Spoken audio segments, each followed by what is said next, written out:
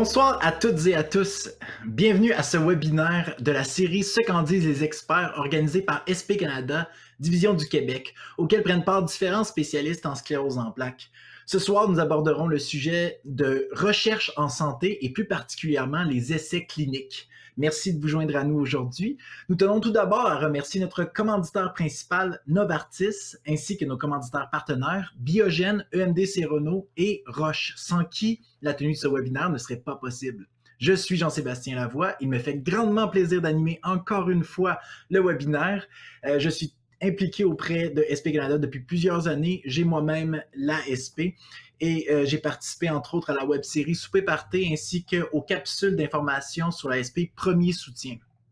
Avant de commencer, veuillez noter que le webinaire est enregistré et pourra donc être visionné ultérieurement sur notre chaîne YouTube. Vous recevrez un courriel avec le lien vers l'enregistrement lorsqu'il sera disponible. Le lien sera également partagé sur la page Facebook de SP Canada. Si vous avez des questions pendant la présentation, veuillez les entrer dans la boîte de discussion qui apparaît à l'écran. Bienvenue aux participants et aux participantes qui nous visionnent en direct sur Facebook. Vous pouvez également poser des questions en commentaire et nous tenterons de répondre au plus grand nombre de ces questions possibles. Veuillez noter que SP Canada n'approuve, n'endosse ni ne recommande aucun produit ou traitement en particulier, mais fournit plutôt de l'information pour aider les personnes à prendre leurs propres décisions. Je désire maintenant souhaiter la bienvenue à l'expert qui prendra part au webinaire d'aujourd'hui, Olivier Jérôme. Bonsoir. Bonsoir Olivier. Courte bio pour situer les gens. Olivier, tu es directeur engagement, partenariat et initiative stratégique chez Catalyst. Depuis plus de 15 ans, tu as piloté diverses missions centrées sur les patients et patientes, leurs proches, les chercheurs et chercheuses, ainsi que les professionnels de la santé. Tu possèdes une forte connaissance de l'environnement politique et des affaires gouvernementales en santé et innovation, tant à l'échelon fédéral que provincial. Tu mets ton expertise au profit des patients et patientes et de leurs proches afin de faciliter et d'accélérer l'accès à l'innovation en santé. Et depuis maintenant plus de 3 ans, tu contribues au succès de la mission de Catalyst en pilotant notamment les programmes d'engagement patient et d'autres initiatives stratégiques visant à optimiser l'écosystème de la recherche clinique au Québec. Bienvenue Olivier, la parole est à toi. Merci beaucoup Jean-Sébastien. Ben oui, c'est belle présentation. J'ajouterai en complément, là, comme vous avez vu, je ne suis pas médecin, je suis pas chercheur, je suis pas un professionnel de la santé, je suis un passionné des sciences d'innovation, les sciences de la vie, les technologies de la santé, c'est mon dada.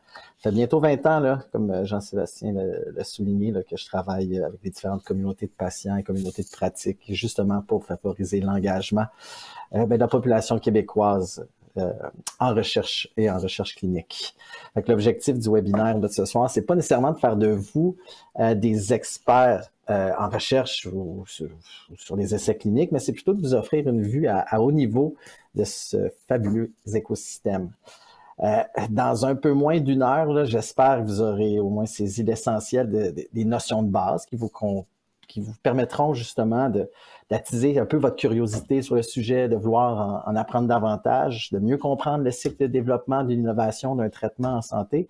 Puis ultimement, le webinaire cherche aussi à vous outiller pour mieux naviguer en pleine autonomie là, dans le monde de la recherche. Donc, ça va être un petit exercice de sensibilisation, d'éducation, de vulgarisation sur la recherche et les essais cliniques. Allons-y. Pourquoi est-ce que c'est moi qui vous présente ce beau sujet? Rapidement, la mission Catalyst, organisme à but non lucratif qui a été créé par le gouvernement du Québec en 2017 via la stratégie québécoise des sciences de la vie, avec comme mandat d'optimiser la recherche clinique puis de mettre en lumière l'expertise québécoise pour attirer plus d'investissements en recherche ici au Québec. Notre vision, elle, est vraiment axée sur le patient, parce qu'au final, optimiser la recherche clinique dans les établissements de santé au Québec, augmenter le nombre d'essais cliniques tenus ici, c'est faciliter l'accès à l'innovation pour toute la population québécoise.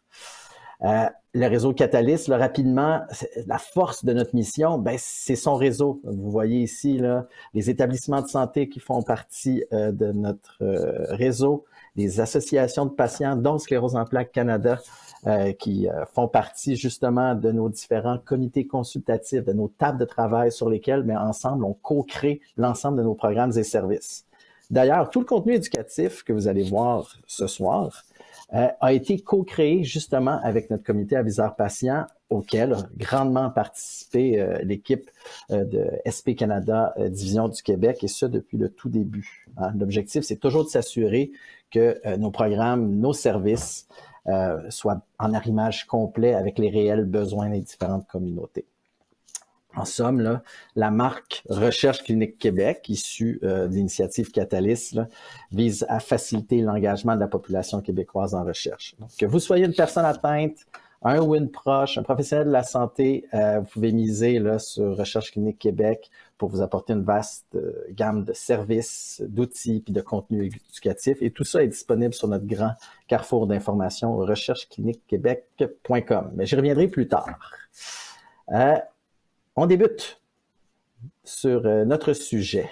Donc, j'aime bien utiliser en entrée de jeu là, pour illustrer un peu l'importance de la recherche clinique une image. Hein. On dit qu'une image vaut 1000 mots. Il faut comprendre que tout ce qui est utilisé en santé est issu d'une démarche scientifique qui est structurée, qui est fondée sur ce qu'on appelle l'élaboration de la preuve. Quand je dis tout, là, ça inclut les traitements, les médicaments, les onguents, les vaccins, les dispositifs médicaux, les protocoles de soins, les protocoles chirurgicaux, bref, en santé, il n'y a pas de place pour l'à peu près. Mais on cherche à prouver quoi? Bien, principalement la sécurité, l'efficacité des moyens utilisés par les professionnels de la santé pour répondre aux besoins de santé de la population. Dans tous les cas, là, on va chercher cette preuve, hein, comme je disais, tant à court terme qu'à long terme, directement sur l'individu, sur les sujets, seul ou en comparaison directe avec les standards de soins présentement utilisés. Donc, c'est vraiment une démarche structurée. On jase là, mais sans recherche clinique, dans le fond, si tout passe par cette étape de validation, nos pharmacies d'établissement, nos pharmacies communautaires, ben, ressembleraient à celles qu'on voit ici sur la photo. Donc, elles seraient vides. On pense souvent que la recherche, c'est une question du futur. Hein? On dit toujours, la recherche, l'espoir, le futur. Mais il faut aussi peut-être changer notre perspective pour comprendre le réel impact historique et présent de la recherche. La recherche, c'est aussi une histoire du passé. Donc, parce que les essais cliniques d'hier sont en quelque sorte les traitements standards d'aujourd'hui. Donc, on peut penser que les essais cliniques d'aujourd'hui sont les traitements standards de demain. Fait que c'est vraiment cette mise en commun là, de tout le savoir d'un écosystème qui permet justement cette évolution, cette amélioration des soins et des traitements disponibles. Donc, il est important d'être conscient de cette dynamique-là, puis pas de reléguer ça aux oubliettes en se disant c'est le futur, c'est loin, c'est pas pour moi. La recherche, c'est aussi le présent. Donc, soyez curieux, cherchez à en apprendre davantage, initiez la discussion avec vos proches, avec des gens de confiance autour de vous, des pairs qui ont vécu des expertises semblables, des expériences semblables, ou des experts, votre équipe traitante. Bref, soyez curieux et j'espère que les prochaines minutes vont attiser cette curiosité. Montrons justement cet écosystème de la recherche. On aime bien utiliser cette infographie là, avec l'analogie de l'iceberg pour illustrer, si on veut, l'ampleur de ce qu'est l'écosystème de la recherche. Comme pour un iceberg, la partie visible est beaucoup plus petite en termes de volume, d'importance que la partie submergée qui, elle, est invisible à ceux qui interagissent à la surface. Sur cette analogie de l'iceberg, on peut dire que ce qui est en surface, c'est la population avec des besoins de santé, les professionnels de la santé qui ont un arsenal de traitements puis d'options pour pouvoir prendre en charge les besoins de santé de la population. Tout ça se passe dans nos établissements et c'est régi par les règles en place. C'est notre système de santé. Tout ça est visible, on le voit, on le touche, on en fait partie. Mais derrière, avant d'arriver à la surface, il y a toute cette étape de la recherche. Et en séquence, la recherche fondamentale, la recherche préclinique, la recherche clinique doit avoir lieu avant de pouvoir remonter à la pleine surface et avoir lieu, si on veut, en clinique. Commençons par la recherche fondamentale. Donc vraiment, cette recherche fondamentale consiste à étudier les bases biologiques et physiologiques des maladies et de la santé. Nos chercheurs en recherche fondamentale vont chercher à comprendre comment notre corps fonctionne et ce qui cause les maladies. C'est des études, puis des projets de recherche, des chaires de recherche, des labos qui sont extrêmement importants parce que les connaissances accumulées en recherche fondamentale servent ensuite à développer les nouveaux traitements puis à améliorer les soins de santé, et ce, peu importe la condition médicale ou la thérapeutique. C'est le cas pour tout. C'est la base de la démarche scientifique. C'est la première étape. On a d'éminents chercheurs ici au Canada, au Québec, qui travaillent au niveau de la recherche fondamentale en sclérose en plaques. Hein. Plusieurs vont travailler sur les mécanismes biologiques de la maladie.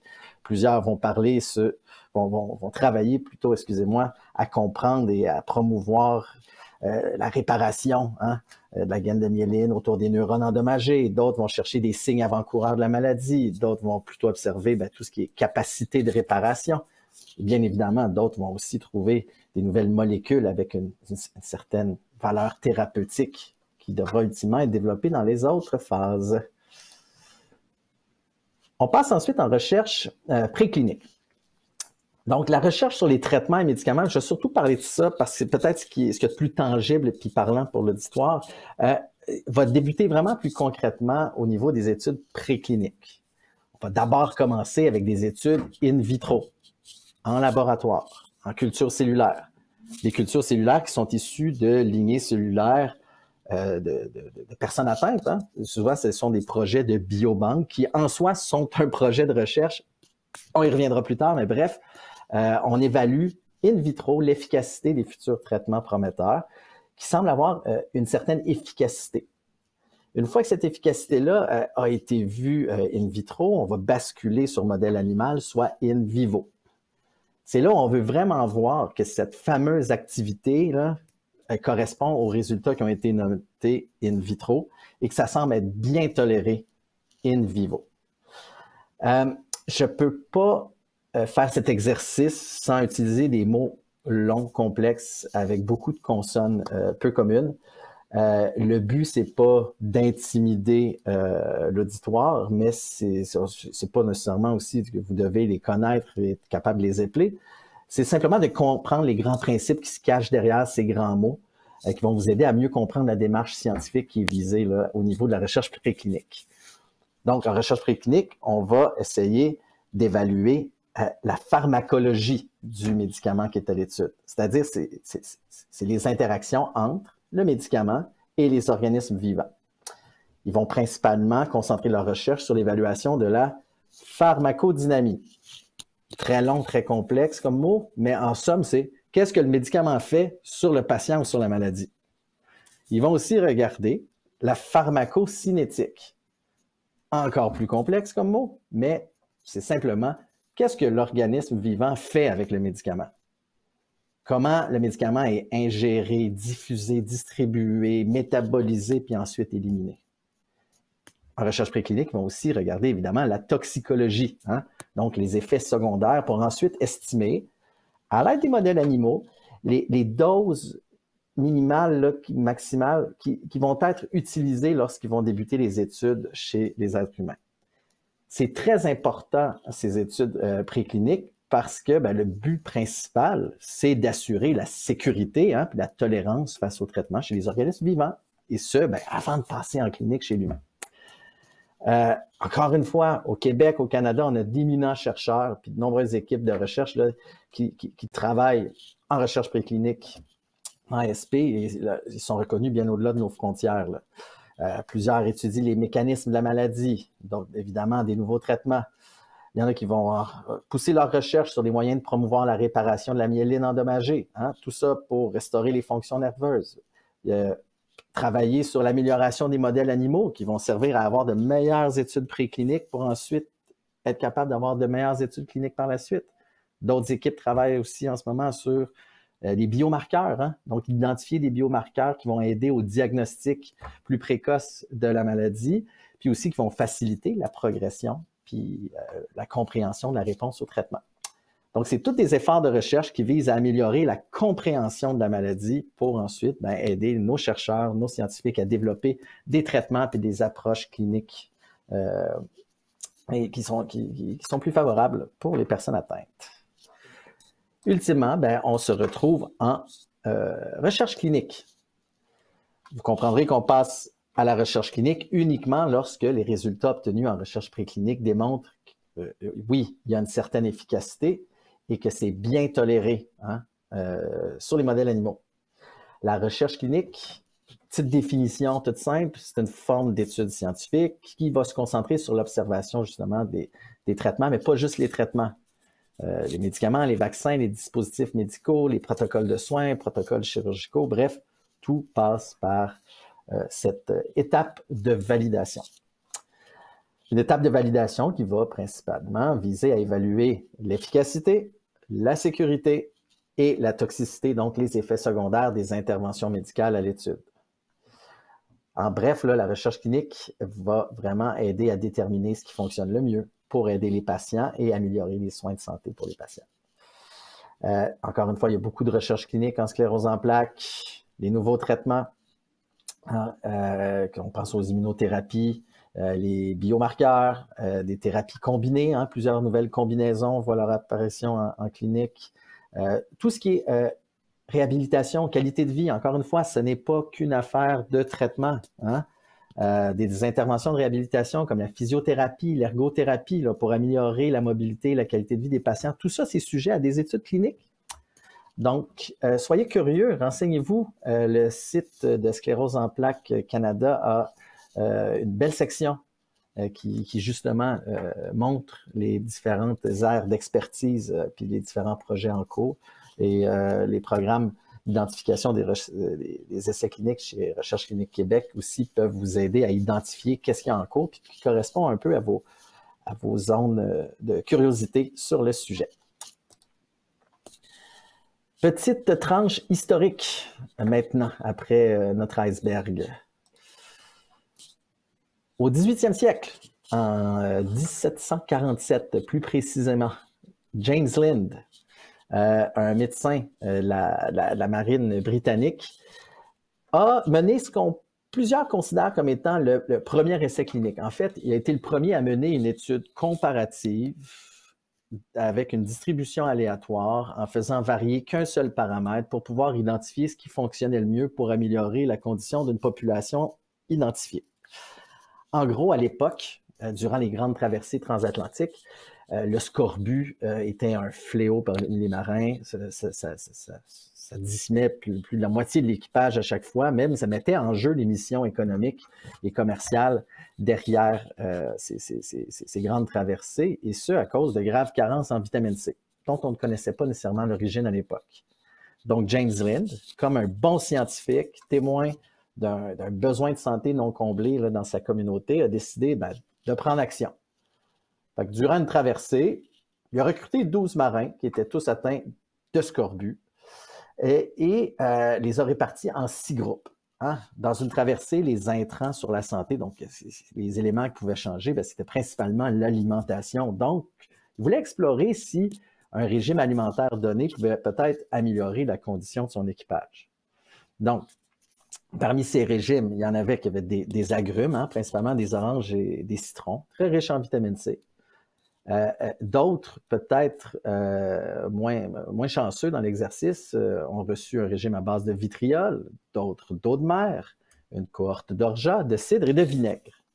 Bref, après quelques jours, les marins qui avaient consommé les agrumes, orange et citron, ont montré rapidement une nette amélioration de leurs symptômes de scorbut, alors que les autres, ils n'ont pas nécessairement montré beaucoup d'amélioration, voire même une certaine détérioration.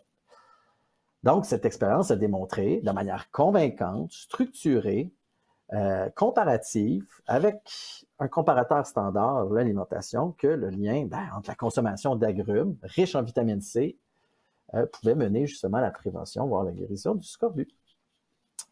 L'essai clinique de James Lind, donc on dit que c'est comme le premier exemple de cette méthode scientifique contrôlée pour évaluer l'efficacité d'une intervention sur la santé. Ces résultats ont, hors de tout doute, amené la communauté scientifique de l'époque à structurer leur démarche et a donné les bases de ce qu'allait être la recherche moderne, puis a permis des avancées, disons, plutôt rapides par la suite avec la médecine moderne. Donc voilà, c'était notre petite parenthèse historique. revenons à notre sujet principal, la recherche clinique. Donc, on se souvient de l'iceberg en ouverture de présentation. L'iceberg nous montrait ce qui précédait la recherche clinique. Là, ils sont là en ligne du temps. Donc, on revoit recherche fondamentale, recherche préclinique, recherche clinique. On voit qu'il y a un certain temps, ce n'est pas des valeurs standards établies, ça va dépendre de la nature de l'art thérapeutique, la nature de l'intervention, du traitement, sa technologie ou autre. Bref, il y a différentes choses qui vont faire qu'une phase va prendre plus ou moins de temps, mais ce sont des valeurs qui sont tout de même représentatives de la réalité pour la plupart des cas. On voit aussi qu'il y a un après. On y reviendra après plus de détails sur la recherche clinique, mais rappelez-vous qu'on est dans une démarche d'élaboration de la preuve où la recherche préclinique et la recherche clinique doivent démontrer la sécurité et l'efficacité des interventions en vue de créer justement une base de connaissances suffisante de manière scientifique structurée pour ensuite la soumettre aux autorités qui, elles, vont confirmer ou non si justement tout ça fait du sens et est sécuritaire pour la population. Donc, est-ce qu'on lui donne accès et est-ce qu'on le couvre par nos régimes de couverture publique? Donc, il y a cette grande démarche structurée qui est le cycle de développement de l'innovation dans notre contexte québécois. Avant de passer plus en détail l'étape de la recherche clinique, juste parler des deux grandes catégories. Il y a deux grands types d'études, les études interventionnelles, les études observationnelles. Puis là, je veux vous apporter cette distinction parce que vous compreniez qu'il n'y en a pas une de meilleure que l'autre. Ce sont deux catégories complètement différentes dont les objectifs sont pas les mêmes. Donc, on ne peut pas dire qu'une est meilleure que l'autre. En fait, elles ont besoin de l'une et de l'autre pour pouvoir être meilleures entre elles. Vous allez comprendre un petit peu plus. Donc, les essais cliniques observationnels, eux, vont observer les participants sans leur administrer de traitement, sans intervention. Ce ne sont que des observations. Ils vont viser à examiner l'évolution de la maladie, son historique naturel, et comparer différents groupes de patients selon des caractéristiques spécifiques, mais toujours sans intervention directe de la part des chercheurs. De l'autre côté, on a les essais cliniques interventionnels qui vont impliquer une intervention médicale. Une intervention médicale, ça peut être un traitement, ça peut être un dispositif médical, une nouvelle thérapie, un protocole. Bref, les essais cliniques interventionnels visent justement à évaluer cette intervention quant à son efficacité et sa sécurité. Je dis qu'elles ont besoin d'une et l'autre parce qu'on a besoin d'avoir de très bonnes études observationnelles pour compiler suffisamment de connaissances au sujet d'une maladie pour pouvoir ensuite être apte à, excusez l'anglicisme, designer des protocoles de recherche clinique interventionnelle qui sont les plus précis, ou disons les plus porteurs dans le contexte clinique qui nous intéresse. Donc, elles sont, si on veut, il y a un effet synergique entre ces deux classes d'essais cliniques. Aussi, souvent, on va penser que la recherche clinique, c'est vraiment interventionnel, curatif, traitement. Non, j'expliquais, il y a aussi plusieurs études sur la qualité de vie, une approche plus qualitative de l'évolution de la santé des personnes atteintes d'une certaine condition. Et c'est très important de s'intéresser autant aux essais cliniques observationnels qu'interventionnels. Et les différents outils de navigation dans les différents registres publics d'essais cliniques, d'ailleurs, font cette différence. C'est souvent un champ standard qu'on le retrouve dans les navigateurs d'essais cliniques. Donc, n'hésitez pas à vous intéresser aux deux types de projets de recherche. On revient aux essais cliniques. On se souvient de l'iceberg. Donc, une fois que les études précliniques ont été concluantes, on a passé chez l'humain et c'est là où on va rentrer dans les essais cliniques. Les essais cliniques sont divisés vraiment en 4 phases distinctes et successives, dont les 3 premières ont lieu avant l'homologation, l'évaluation et la commercialisation du traitement. La dernière, la phase 4, aura lieu après la commercialisation du médicament à plus long terme. Donc, si on commence par les études de première phase, puis vous voyez le petit icône, il y a moins de petits personnages dans le cercle, c'est-à-dire que ce sont des petites cohortes, 15 à 30 personnes.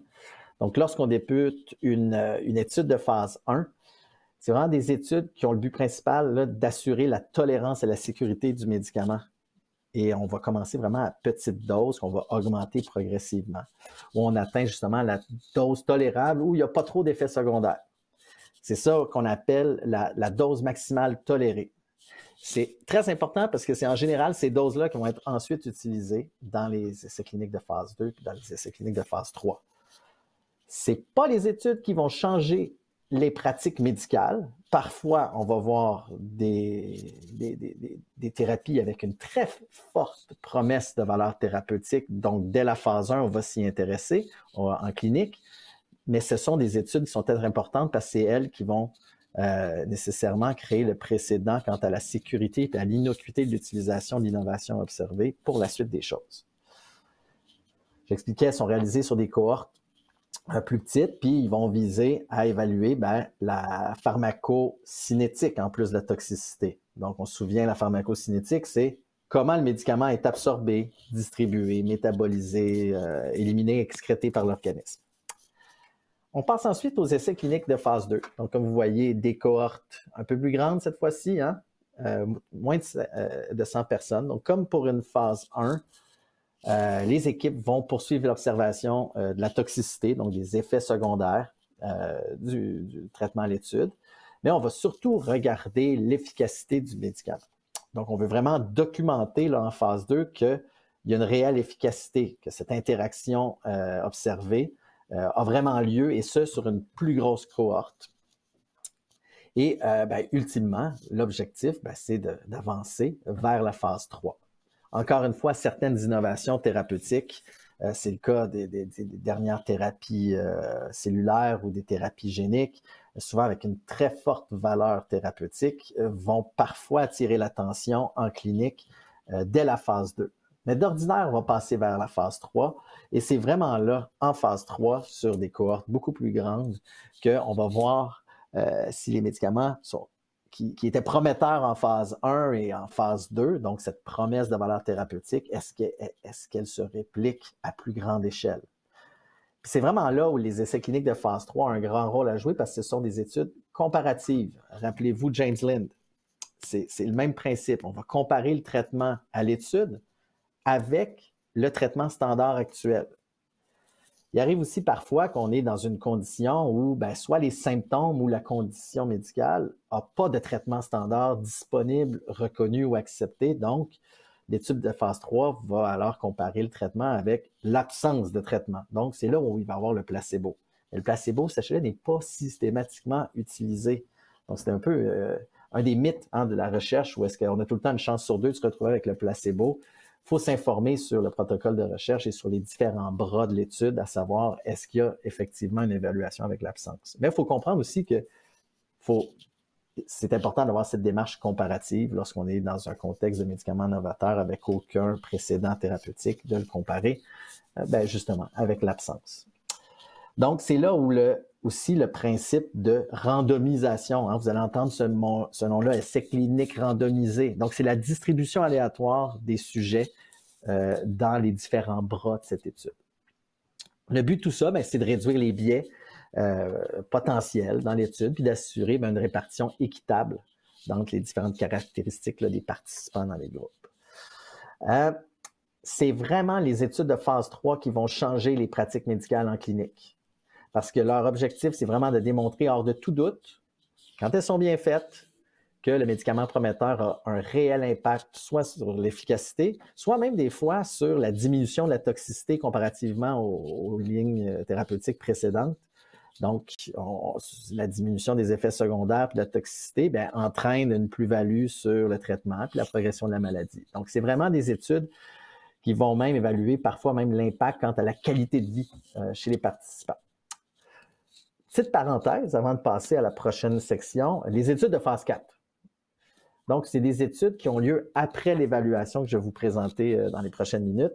On dit que ce sont des études de post-commercialisation ou plutôt de pharmacovigilance. Les études de phase 1, 2, 3 ont été faites. Le médicament a été soumis pour homologation, commercialisé. Donc, ces études sont souvent exigées, sont exigées pour pouvoir documenter la performance du traitement à plus long terme. Donc, sur des cohortes qui sont immensément plus grandes, des dizaines de milliers de personnes. Et le but, c'est d'identifier peut-être des effets secondaires très rares qu'on n'a pas pu voir sur des plus petites cohortes en phase 1, 2 ou 3, ou d'avoir des effets secondaires à retardement. Bref, c'est ce principe de pharmacovigilance. Un autre beau mot. On revient à notre ligne du temps. Donc, on a complété nos essais cliniques de phase 1, 2 et 3. On a cette élaboration de la preuve là, qui, selon les cas, va être suffisamment solide pour que le manufacturier désire soumettre pour évaluation aux autorités fédérales d'abord. Donc, une fois justement que les études sont terminées, le manufacturier va soumettre à Santé Canada ici, au Canada. Donc, c'est notre organisme réglementaire qui est chargé de l'approbation des médicaments. Donc, le manufacturier va faire une demande d'homologation. Donc, il va donner à Santé Canada toutes les données qui ont été recueillies dès les études précliniques. Toutes les données des études cliniques, les données des surétudes de dossiers en contexte de vie réelle, les informations sur la fabrication du traitement, bref, tout est donné à Santé Canada. Et Santé Canada va faire son évaluation réglementaire, donc va examiner la demande d'homologation pour s'assurer que le médicament est sûr pour la population canadienne, va s'assurer que l'efficacité démontrée est bien là, puis que la qualité dans la fabrication est appropriée pour l'utilisation indiquée chez les patients. Donc, il y a une analyse approfondie de la preuve amassée. C'est pour ça que la recherche clinique est essentielle, parce que sans recherche, cette preuve ne serait pas démontrable et puis on ne pourrait pas, avec certitude, donner accès à ces innovations-là tout en protégeant la santé des Canadiens, Canadiennes. Santé Canada va rendre sa décision d'homologation justement sur cette évaluation réglementaire.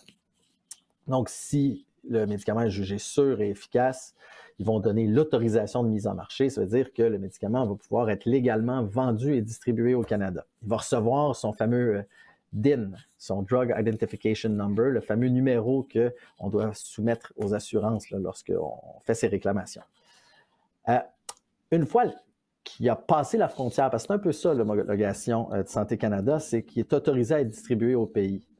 Les régimes d'assurance privés vont pouvoir donner accès à leurs membres, mais pour que les régimes d'assurance publique puissent y donner accès et le rembourser, il faut qu'il y ait eu une évaluation provinciale. Donc, ici, au Québec, c'est l'INES. Donc, après l'homologation de Santé Canada, c'est encore à la discrétion du manufacturier de soumettre aux autorités provinciales un processus distinct pour l'inscription sur la liste des médicaments remboursables par la RAMQ. Donc, comme je disais, ici au Québec, c'est l'Institut national d'excellence en santé et en services sociaux, l'INES, qui joue un rôle essentiel justement pour évaluer ces médicaments, ces traitements, ces dispositifs en vue de leur inscription au remboursement et pour être inclus à la liste des options thérapeutiques que les professionnels de la santé peuvent utiliser dans le système de santé québécois. Donc, l'INES vont évaluer les données cliniques. Même chose que Santé Canada, donc ils vont reprendre les données compilées aux études précliniques, les données cliniques, et ils vont justement évaluer la sécurité, l'efficacité. Mais ils vont comprendre une revue critique des données à un niveau, si on veut, pharmacoéconomique. Donc, ils vont évaluer justement cette valeur thérapeutique. L'INES va essayer de déterminer si la valeur thérapeutique des nouveaux traitements en comparaison avec les traitements existants ou les alternatives thérapeutiques disponibles vaut la chandelle. Hein? Donc, ça sert à savoir si le médicament offre un avantage clinique significatif pour les patients. Ils vont aussi évaluer la pharmacoéconomie derrière l'innovation. Donc, ils vont faire des analyses pour évaluer le rapport coût-efficacité des nouveaux médicaments. Ça veut souvent dire comparer les coûts du médicament avec les avantages en termes de santé, puis déterminer si le médicament représente une utilisation efficiente des ressources du système de santé québécois. Au final, l'INES va émettre une recommandation quant à l'inscription et ensuite va conseiller avec son avis de recommandation au ministre de la Santé l'inscription aux listes des médicaments remboursés par la RAMQ. Ces conseils, donc cette recommandation, sont basés justement sur l'ensemble des preuves scientifiques qui ont été compilées au niveau des études. Les études de phase 4, comme je te disais, souvent vont être exigées De plus en plus, l'INES va procéder avec des évaluations conditionnelles en demandant des évaluations complémentaires a posteriori pour dire hey, on aimerait documenter justement la preuve de la valeur thérapeutique à plus long terme pour garantir à plus long terme un accès et une couverture. Donc, il y a un maillage entre les évaluations initiales et les essais cliniques en contexte de vie réelle ou sur les phases 4. Bref, l'ensemble des phases sont appelées à contribuer à l'évaluation technologique. Un peu moins complexe, mais ô combien important, parlons maintenant de la participation à un essai clinique. Vous voyez ici une infographie là, qui se voit être la séquence de participation avant, durant, après l'essai clinique. Je ne vous la détaillerai pas ce soir parce que l'objectif, dans le fond, c'est peut-être de vous présenter les bases de ce que c'est. Si vous voulez vraiment aller voir en détail, je vous invite à aller voir recherchecliniquequebec.com. L'ensemble des informations puis des outils s'y rattachant, ils sont. Simplement comprendre que avant de participer à un essai clinique, c'est vraiment important de comprendre les risques puis les bénéfices qui sont associés à la participation à une étude. La meilleure façon de le faire, c'est de discuter avec votre équipe médicale de la possibilité de participer à un essai clinique, savoir si ça coïncide avec votre trajectoire de soins puis avec les options présentement disponibles. Vous pouvez aussi échanger avec des personnes de confiance, des proches, des pairs qui ont passé justement par cette étape de la recherche pour mieux comprendre ce qui en découle. Le dialogue va vous aider justement à vous forger cette base de connaissances qui va vous permettre de prendre une décision libre et éclairée quant à votre participation à un essai clinique. Ça peut parfois être intimidant, justement, initier le discours, puis discuter avec votre équipe médicale, prendre des notes, puis qu'est-ce que je dois retenir, c'est quoi les éléments importants pour prendre ma décision. Bref, je vous invite à aller sur le site de Recherche Clinique Québec où on a des guides de discussion pour justement faciliter cet échange avec votre équipe médicale, où il y a des espaces de prise de notes qui vont pouvoir vous aider justement à initier la conversation, prendre l'information pertinente et ensuite amener tout ça vers une décision libre et éclairée. En somme, pour ce soir, simplement comprendre qu'il y a un avant, il y a un pendant et il y a un après un essai clinique. Avant l'essai clinique, ça nous prend un état de santé donné avec un diagnostic qui confirme la condition. S'il est indiqué de participer à un essai clinique, il faut déjà identifier cet essai clinique-là, mais sachez que vous n'êtes pas restreint aux études qui ont lieu dans l'établissement de santé où vous êtes suivi. Vos professionnels, s'ils voient la pertinence de vous référer à un essai clinique, peuvent vous référer à un collègue, un confrère, une consoeur d'un autre établissement de santé dans la province, dans une autre province, même dans un contexte de conditions, de phénotype rare, de certaines conditions. C'est le terrain de jeu de la recherche, ça va être la planète. Donc, ne pas penser qu'on est restreint là où on est suivi. Donc, c'est le principe de référencement. Mais au final, tout ça passe de votre décision éclairée qui va être validé à travers le consentement éclairé. Ce consentement est souvent accompagné du fameux formulaire de consentement éclairé, qui est un sujet en soi qu'on va peut-être garder pour une autre soirée, mais qui va détailler l'ensemble des considérations à prendre en compte avant de prendre sa décision éclairée, à savoir est-ce que je veux participer? Ce qui est important aussi de comprendre, c'est pas parce qu'on lève la main pour dire je veux participer qu'on va participer.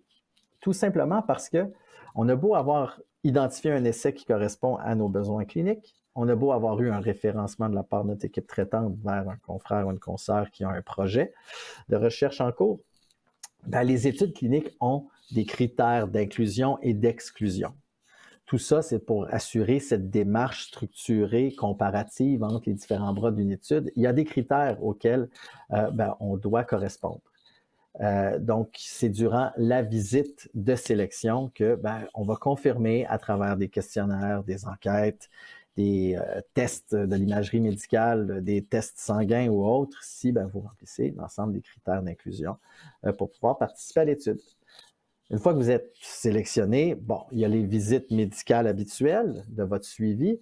Il y a aussi des visites qui sont propres à l'étude. Mais à titre de participant, vous avez aussi une responsabilité durant l'étude.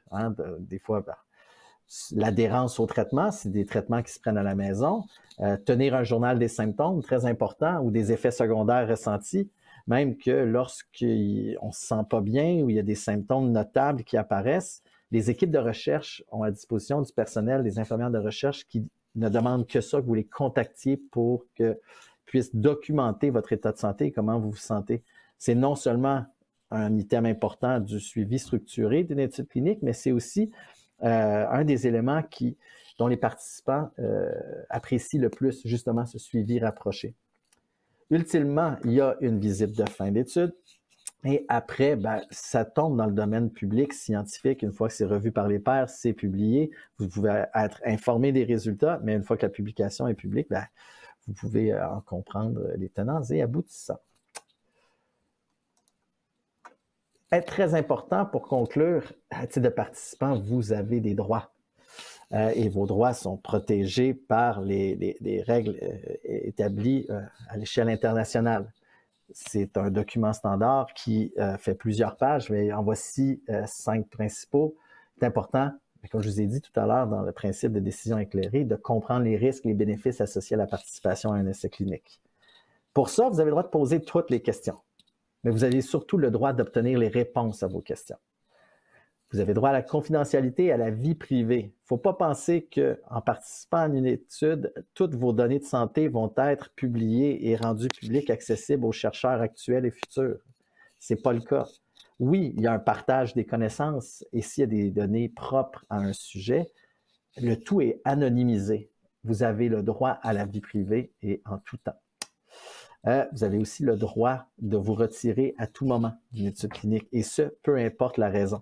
Que ce soit la fréquence des visites, que ce soit les effets secondaires qui peuvent arriver, tout simplement, le fardeau de cette participation ne vous convient pas, ou n'importe quelle raison. En fait, vous n'avez même pas à donner de raison si vous voulez vous retirer d'une étude clinique.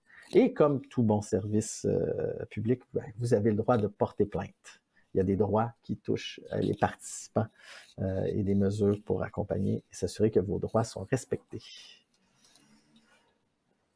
C'est ce qui conclut le petit tour d'horizon théorique. Maintenant, si on va plus dans le pratique, admettons que la présentation vous a donné envie d'en savoir plus, ou du moins d'explorer. Qu'est-ce qu'il y a de disponible présentement en recherche clinique? Outre le site web de Sclérose en plaques Canada, qui est extrêmement bien fait, vous avez beaucoup de documentation qui est vraiment, si on veut, disease spécifique, je parle mon français, qui est spécifique à la maladie. Mais consultez-le. Je sais qu'il y a aussi des lignes d'information où vous pouvez échanger, ou même parfois des programmes d'échange avec des pairs, des groupes de soutien. Tout ça, ce sont des ressources très pertinentes qui peuvent vous aider, vous aiguiller pour pouvoir naviguer dans le monde de la recherche. Il y a aussi notre site recherchecliniquequebec.com. Vous allez y retrouver tout le matériel éducatif que j'ai présenté et même plus, parce que là, on a juste été dans une introduction sur la recherche, mais il y a plusieurs niveaux d'information encore disponibles à explorer. Je vous rappelle que tout ça a été co-créé avec nos associations de patients, dont Sclérose en plaques Canada, donc allez vous informer. On va y retrouver aussi nos infographies dynamiques, tous nos outils téléchargeables et des guides et petits outils de suivi clinique. Donc, allez-y, c'est aussi disponible en anglais au besoin. On a également, si vous voulez, explorer en toute autonomie le registre public des essais cliniques du Québec. C'est un outil qui est gratuit, qui est bilingue et qui est basé sur un modèle unique où les informations qui s'y retrouvent sont puisées en temps réel dans les lacs de données des établissements de santé via un outil qui a été développé en partenariat avec le gouvernement du Québec. Donc, on a davantage d'informations et en temps réel sur ce qu'il y a présentement en recherche au Québec. Je vous l'ai dit tout à l'heure, la recherche, ça ne se passe pas qu'au Québec. Il y a plusieurs essais cliniques qui ont lieu juste de l'autre côté de la rivière des Outaouais, à Ottawa, qui peut peut-être correspondre à vos besoins.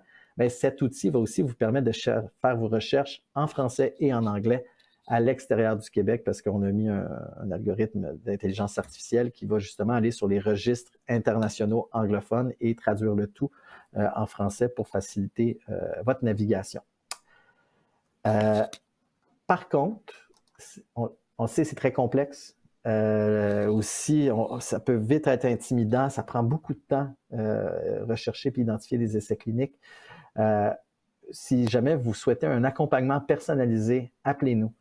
On a un numéro sans frais. Vous pouvez aussi faire des demandes en ligne via notre site web au recherchecliniquequebec.com. Donc, notre service d'accompagnement personnalisé en recherche clinique, c'est un service, encore une fois, qui est gratuit et bilingue, qui est pour les personnes atteintes, les proches aidants, le personnel médical, vraiment pour faire cette recherche et cette identification des essais cliniques présentement en cours et faciliter aussi le fameux référencement dont je parlais tout à l'heure. C'est un service où nos professionnels de la santé ne vont pas dire si un essai clinique est meilleur qu'un autre selon vos besoins. C'est vraiment un essai clinique qui est là pour vous donner une vue réelle, à jour, vérifiée par des professionnels de la santé sur l'état des lieux de la recherche qui correspond à vos critères. Au besoin, si jamais après discussion avec vos semblables, avec vos pairs, avec vos proches, avec votre équipe traitante, vous avez le choix, vous êtes intéressé par une étude en particulier, notre équipe peut aussi faciliter l'interaction avec l'équipe de recherche pour justement vous guider tranquillement vers les prochaines étapes.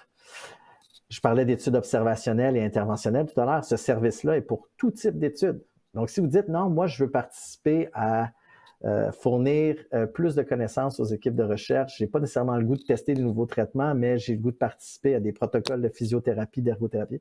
Ils vont faire ces recherches spécifiques en fonction de vos besoins. Donc, n'hésitez pas, contactez notre équipe.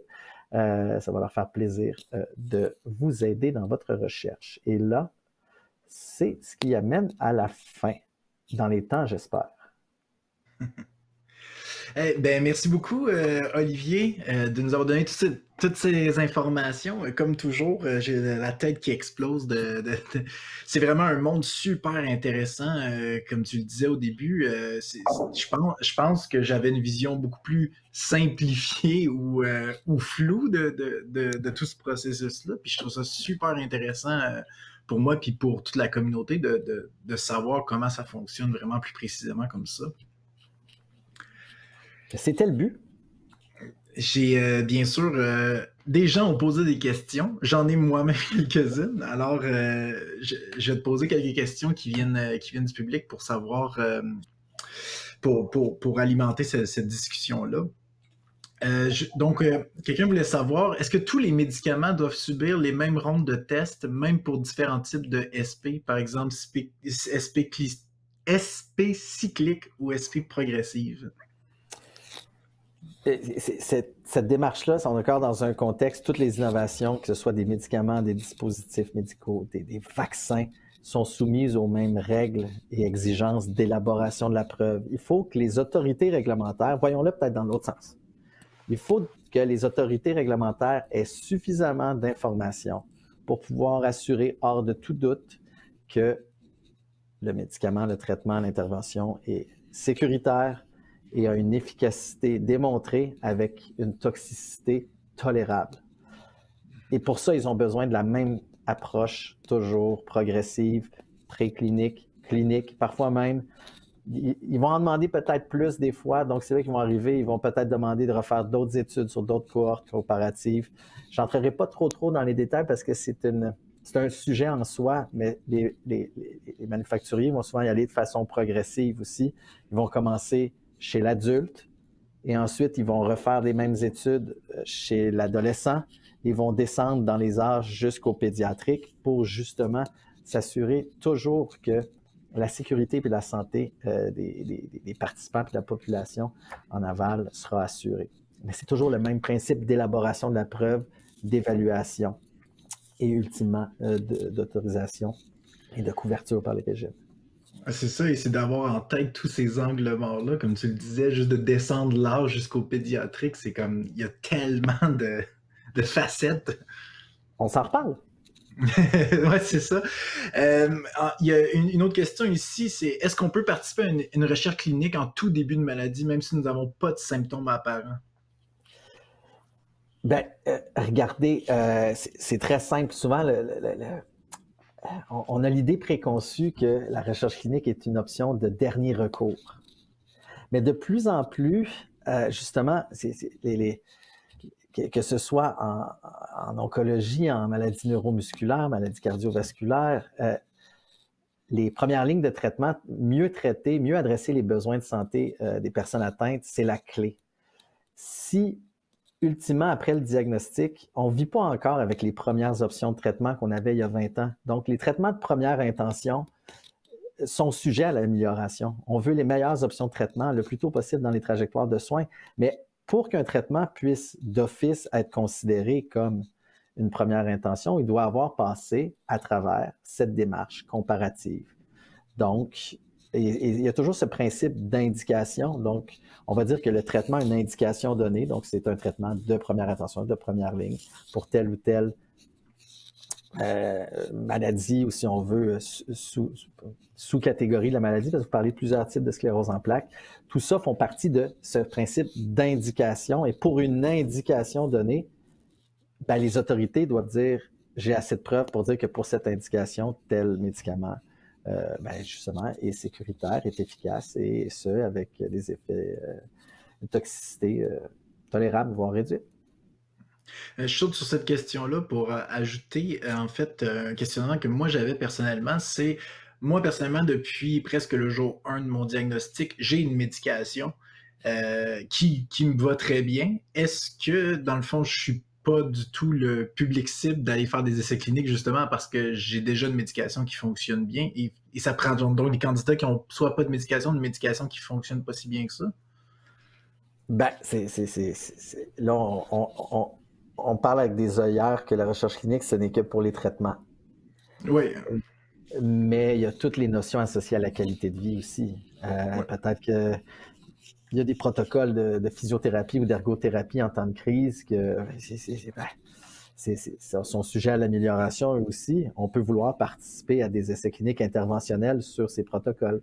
On peut peut-être aussi vouloir participer à des études observationnelles sur la progression de la maladie ou justement sur ces phases un peu plus stables pour voir qu'est-ce qui fonctionne. Il y en a qui vont observer, si on veut, la biochimie d'un sujet qui est stable pour voir c'est quoi qui, à l'arrière-scène, se passe dans le métabolisme. Donc, il y a des études qui correspondent pas juste à l'aspect thérapeutique, mais aussi à l'aspect du suivi de la progression, qui peuvent être intéressantes et qui sont souvent sujets à du recrutement. Il y a aussi les biobanques. Une biobanque en soi, c'est des banques de cellules de personnes atteintes qui sont là pour alimenter les travaux de recherche fondamentale, préclinique en laboratoire. Donc, ces biobanques-là, souvent, les cliniciens, les chercheurs, les investigateurs vont parler à leur clientèle de patients pour dire il y a une biobanque en cours, voulez-vous participer? Donc, il y en a beaucoup. Il ne faut pas simplement penser aux essais cliniques thérapeutiques, même si c'est le premier réflexe qu'on a.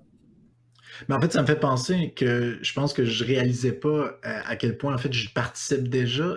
En fait, dès mon diagnostic, mon neurologue, Dr Alexandre Prat, m'a demandé de lui donner du sang à chaque fois qu'il me voit pour remplir ses coffres de sang pour pouvoir faire ses recherches. Donc, j'imagine que ça fait partie du préclinique ou du fondamental. Tout à fait, en fait. Tu as dû signer un consentement éclairé pour dire oui, je consens. À ce moment-là, il n'y a pas le principe de sélection ou autre. On crée une banque de spécimens qui ensuite va servir de lignée cellulaire de référence pour les travaux du chercheur. Mais c'est de la recherche.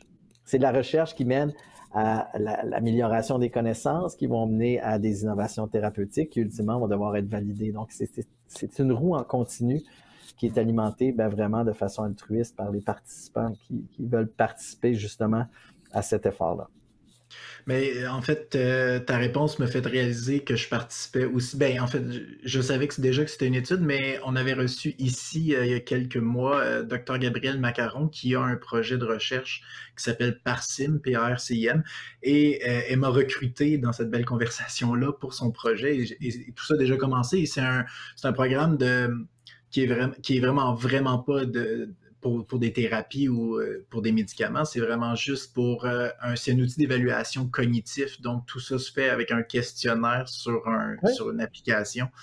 Puis, c'est super intéressant aussi. Donc, on est dans cette démarche des essais cliniques observationnels. Puis, comme je dis, cette base de connaissances que Dr Macaron va cumuler va générer justement des connaissances qui vont peut-être identifier.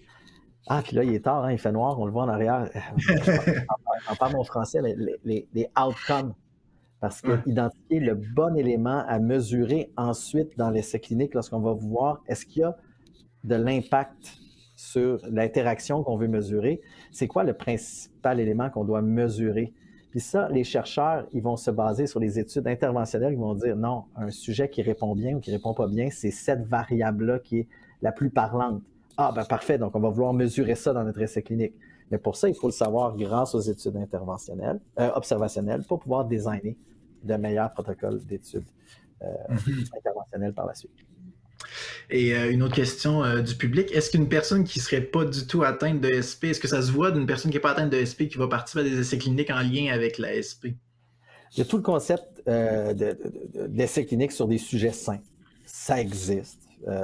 Que ça existe, oui, dans le domaine médical, dans le domaine, si on veut, cosmétique ou autre. Les études sur sujets sains, nos registres, peu importe la condition médicale, je cherche toujours des candidats, vous pouvez faire des recherches là-dessus. J'aimerais croire qu'on vit dans un monde où personne n'a une condition médicale qui lui est propre. Et ça peut aller, personnellement, on a des amis dans la famille, des enfants qui ont participé à des études observationnelles pédiatriques sur le jeu à la petite enfance. C'est des études observationnelles, c'est pas dans un cadre thérapeutique, mais c'est la même démarche structurée et qui observe les mêmes droits des participants, le même processus. Donc, c'est d'être curieux. Je pense que si on a le droit, si on a le goût de participer, il faut questionner. Il faut questionner, voir qu'est-ce qu'il y a disponible, dans quel contexte pour moi, puis voir si ça correspond avec notre désir. Et les aléas du direct, je passe maintenant en batterie. Je pense qu'on a une panne dans notre building. J'ai le Wi-Fi qui Ah oui, ok. Ouais. Ben écoute, je vais pas te retenir bien longtemps. Une dernière question rapidement. J'ai de la batterie. Une dernière question. Est-ce qu'il y a des placebos dans tous les essais cliniques? Non. Encore une fois, le placebo est là dans des bras de contrôle.